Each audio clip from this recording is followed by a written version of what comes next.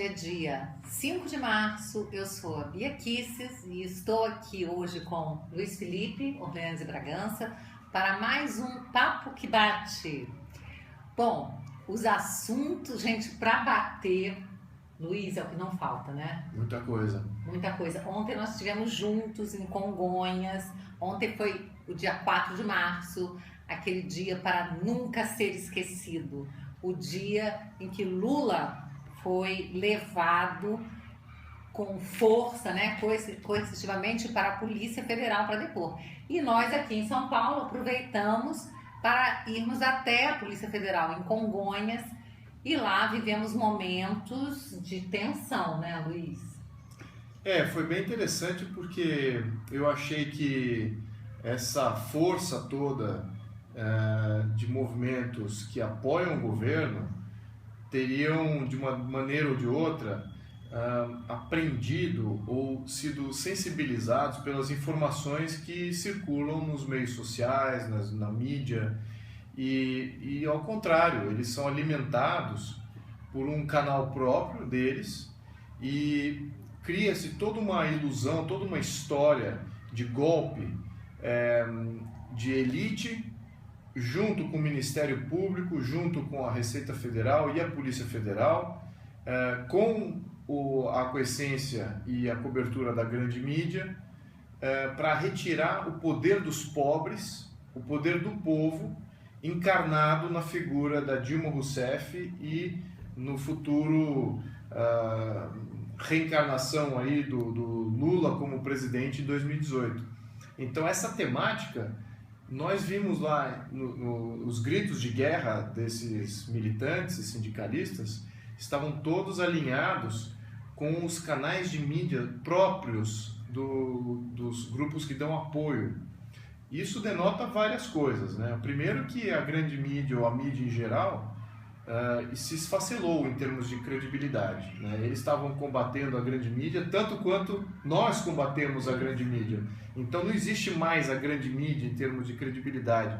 Cada grupo tem sua mídia, escuta suas próprias realidades. Nós acreditamos que nós estamos vendendo aqui ou propagando conhecimento, menos do que notícias e criando fatos noticiosos. Nós estamos entregando um pouquinho mais de análise. Ao passo que eles, o outro front, está entregando desinformação né? e proselitismo. É por uma causa de eleger e manter poder.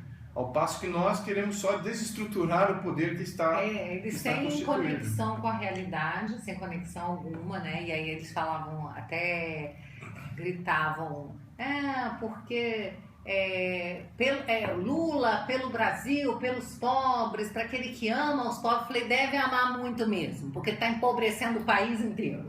Realmente o Lula e o PT amam os pobres, tanto que querem nos tornar a todos pobres, né? E o que chamou a atenção também é que havia várias bandeiras, havia PDT, PT, PCdoB, CUT, MST, mas todos organizados. Não era uma coisa espontânea. Você via que havia generais por trás, sim, comandando os agentes. E tinha toda uma estratégia bélica por trás. Então não era uma coisa... E obviamente que a gente via, porque eles estavam em menor número, a população em geral espontânea era muito maior, só que não organizada. Luiz, o que é mais interessante, porque assim que eu vi no jornal, às 6h30 da manhã, a gente já começou a ver televisão e a gente resolveu então já ir para Congonhas, quando ficou definido que o Lula ia para a Polícia Federal lá. Então fomos eu, a Meira, a Cláudia e outras pessoas combinaram de encontrar com a gente lá.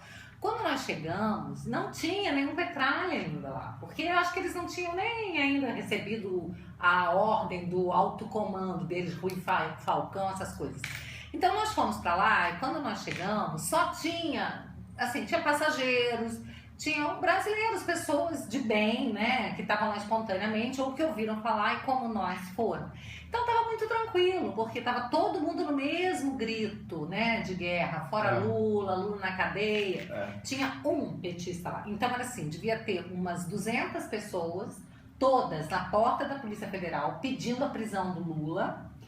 E tinha um petista, que era aquele deputado, ex-deputado, o professor Luizinho, que ficava lá incitando, sabe assim, ele ficava provocando, né? E defendendo Lula, e dizendo, Lula que gosta de pobre, vocês são coxinhas.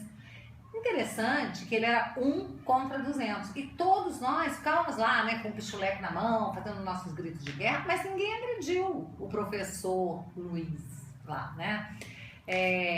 De repente, quando eles ficaram em maior número, eles já vieram para cima da gente. Não sei nem se é maior número, mas eles são um número, talvez até igual, mas assim, eles são truculentos, raivosos e orientados, como você falou.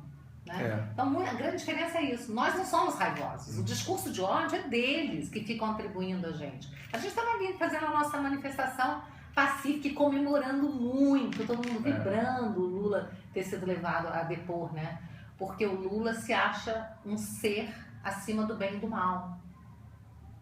Isso continua, mas conta um pouco mais do que você viu lá. Assim, você estava vendo a divisão do campo de batalha. Né? Eu vi uma estratégia muito clara de ocupação de espaço. Ou seja, o grupo principal era o que você e outros espontâneos estavam em volta ali da Polícia Federal, e entra esse grupo organizado, sindicalista, MST, etc., grupos de apoio do governo, e eles entram mais truculentos para ocupar espaço.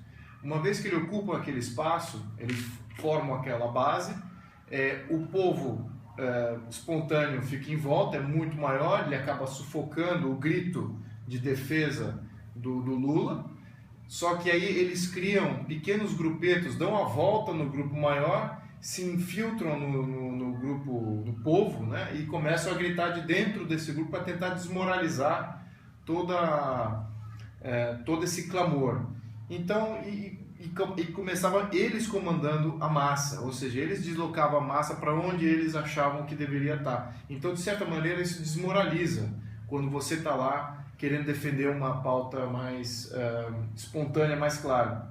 E eles ficavam gritando, Lula, guerreiro do povo brasileiro, e a gente cantando o hino nacional, né, que é assim, muito clara a diferença do que eles estão defendendo e do que a gente está defendendo, né? Realmente eles conseguiram dividir o país. Conseguiram, e me preocupa muito exatamente o que fomenta isso. Claro que você tem os idealistas ali dentro desse movimento, você vê que tem os pequenos generais que comandavam a tropa, e esses são, de certa maneira, têm uma estrutura, têm um conhecimento um pouco maior de mobilização de massa. E esses também têm uma postura um pouco mais raivosa, ideológica. E isso preocupa um pouco, porque esses aí vão ser financiados por um bom tempo ainda, ou espero que não tanto tempo assim. Temos aí uma obrigatoriedade de imposto sindical, o que proliferou aí 15 mil sindicatos, mais de 15 mil sindicatos em todo o Brasil. Isso cria uma série de distorções. Os sindicatos foram antes criados para defesa, uma defesa em que o trabalhador paga por aquela defesa, mas esses sindicatos geram desemprego. As ações desses sindicatos, num ponto de vista econômico, acabam gerando desemprego. E eles não estão nem aí se estão gerando desemprego. Porque eles estão em busca de poder, na verdade. O dele está garantido pelo governo. É verdade. Então, quando você é espontaneamente financiado pelos que você representa, você quer defender os interesses daquele que você representa, que é maximizar o máximo de oportunidades naquele segmento. Mas não, pelo fato de vir um repasse federal para todos esses sindicatos, qual que é o interesse dele de defender qualquer classe? Nenhum. Então, para eles, não importa se vai gerar 100% de desemprego na classe deles, quando você tem um repasse federal garantido. Então, esse que é o ponto. Então, esses grupos, de fato, eles não são... o intento deles está completamente distorcido. Somos a favor de ter sindicato? Claro, sindicato é um direito, nem precisava estar na Constituição, mas... assim como a livre associação, exatamente. Né? É natural que surja, mas não pode ser. Hoje eles são realmente braços do poder central. Exatamente. Esse é que é o grande Foi problema. totalmente pervertido esse E sabe que é importante também a gente falar para vocês que estão nos ouvindo, que enquanto no Brasil nós temos mais de 15 mil sindicatos, o segundo país com o maior número de sindicatos é a Inglaterra. A Inglaterra tem menos de 200 sindicatos, tem 168, uma coisa assim. Então, olha o disparate, é incrível. Do primeiro no ranking, que é o Brasil, mais de 15 mil. Para o segundo, 168, menos de 200. E é engraçado que você fala em número de sindicatos, Brasil em primeiro, Inglaterra em segundo. O Brasil também é o primeiro em número de estatais. Temos aí quase 150 estatais, ao passo que o segundo também é a Inglaterra, com 33 estatais. Então você veja, quase 5 vezes mais o número de estatais o Brasil tem. E qual o tamanho de economia? Somos uma economia menor que a economia inglesa. Então você vê um nível de estatização, mas enfim, esse papo de estatização a gente pode carregar aí para uma outra conversa. Acho que focando aqui no quesito sindical, eu acho que isso vai gerar um problema, não só agora no curto prazo, porque já estamos vendo hoje mesmo o Lula recebendo os sindicalistas que estão querendo dar apoio. Isso nada mais é do que... Você acha que os sindicalistas estão lá para quê? Para reivindicar melhores condições de trabalho para as suas classes? Nenhum país melhor. Nada Eles disso. querem o quê? Eles querem continuar, né, com as benesses que eles recebem e querem manter o Lula nessa aura de intocável, que é uma coisa que num país, né, em que você tem um ordenamento jurídico, um país que se diz democrático, não pode existir. Todos têm que ser iguais perante a lei. É isso que está na Constituição e é isso que está na nossa consciência. Mas o Lula, ele é debochado, ele não abre mão de jeito nenhum. Eu estava comentando hoje, até no almoço, o seguinte, que sabe quando você vê uma pessoa, o Lula, ele é psicopata, ele acha que ele está acima do bem e do mal. Mas se ele tivesse, e ele é cheio de amigos, amigo que dá sítio, amigo que dá triplex, amigo que dá presente, dá isso e aquilo. Ele não tem um puto de um amigo pra chegar pra ele e falar assim, Lula, já deu, meu amigo, acabou. Sabe? Ele vem com aquele discurso ontem, depois do que surgiu aí na Lava Jato, da delação do Delcídio. Ele ainda vem querer de mimimi, se fazer de vítima. Caiu a máscara do Lulinha Paz e Amor. Então ele foi até bem agressivo. E ainda por cima, extremamente vaidoso, que ele foi o melhor presidente do Brasil, tudo isso, né? Então, assim, essa figura do Lula é uma coisa, assim, sinceramente, eu acho abominável, né? Mas não tem um amigo. Quer dizer, as pessoas precisariam chegar para ele e dizer assim, Lula, acabou, cara, não faz isso não, porque não vai dar, sabe? Aí o primeiro amigo, ele ia defenestrar, né? O segundo, terceiro, lá pro 10º, ele ia ter que começar a ouvir. Gente, mas homenagem mesmo a gente tem que prestar é pra Jandira Fegali. Essa é a nossa melhor amiga, né? Porque olha só, ela foi lá, junto na reunião do Lula, crente que tava abafando, foi lá fazer um selfiezinho, fazer graça, né? Tô aqui com o presidente Lula e tá aqui atrás, muito tranquilo, falando com a presidenta Dilma, né? E enquanto isso, o Lula lá atrás, falando aqueles absurdos, falando pra Dilma, né? Vou mandar todo mundo enfiar o processo naquela parte. Gente, isso hoje está nas redes sociais, detonando. A Jandira Fegali, ela se ferrou muito, se ferrou de vermelho, né? Fantástico isso. Foi muito bacana, né? Eu acho que estão tão abusados, né, que é difícil evitar aí esses problemas aí de falta de noção de momento, né, e do que está se passando. Mas eu acho o seguinte, eu acho que temos aí um problema a resolver.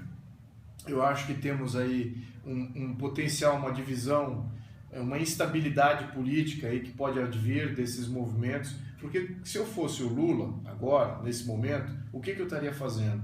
Eu estaria mobilizando, que é exatamente o que ele está fazendo, de todos esses grupos de apoio, e eu estaria tentando descredenciar todo o processo jurídico, todos aqueles que atacaram o governo, atacaram ele.